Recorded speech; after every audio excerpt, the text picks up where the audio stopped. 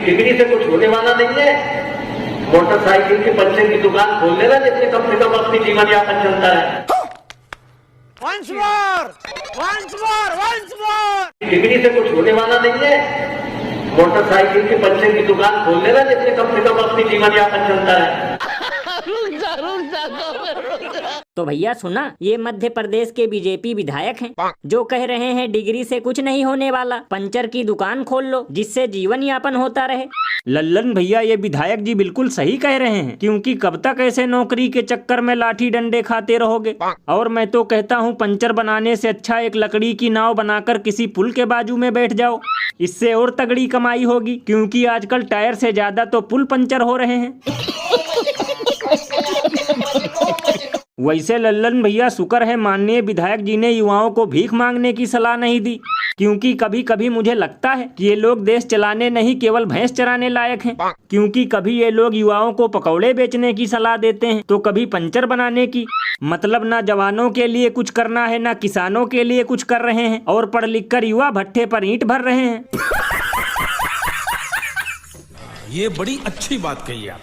ये बिल्कुल सही कहा आपने। वास्तव में ये लोग सिर्फ भैंस ही चराने लायक हैं, क्योंकि महंगाई और बेरोजगारी से अब आम जनता की ऐसी हालत हो गई है कि दाल रोटी तो छोड़ो, चटनी रोटी भी खाना मुश्किल होता जा रहा है।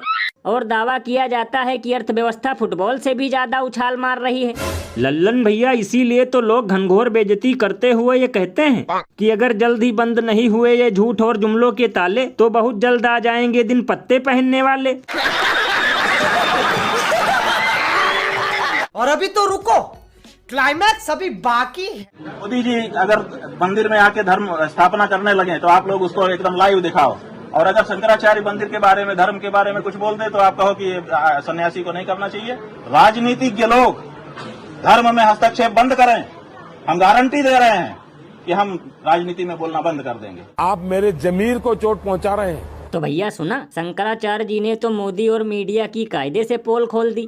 लेकिन लल्लन भैया, फिर भी इससे इन लोगों को कोई फर्क नहीं पड़ने वाला, क्योंकि बिना धर्म के सहारे ये लोग ऐसे हैं जैसे बिन हवा के गुब्बारे।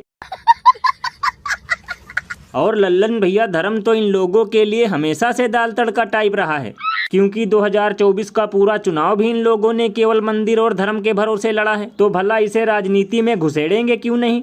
ये बिल्कुल सही कहा आपने। वैसे भैया, एक अंदर की बात बताऊं, जिस प्रकार से आजकल शंकराचार्य जी पोल खोलने में लगे हैं, देखना 2-3 दिनों में नफरती गैंग वाले इन्हें भी मोदी विरोधी कहकर गालियां देना शुरू कर देंगे।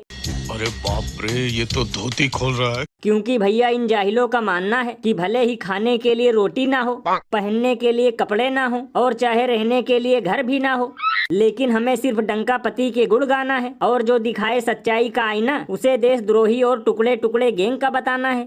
लल्लन भैया, इसीलिए तो लोग घनघोर बेइज्जती करते हुए ये कहते हैं कि अंधभक्तों की 3 दवाई, जूता चप्पल और पिटाई।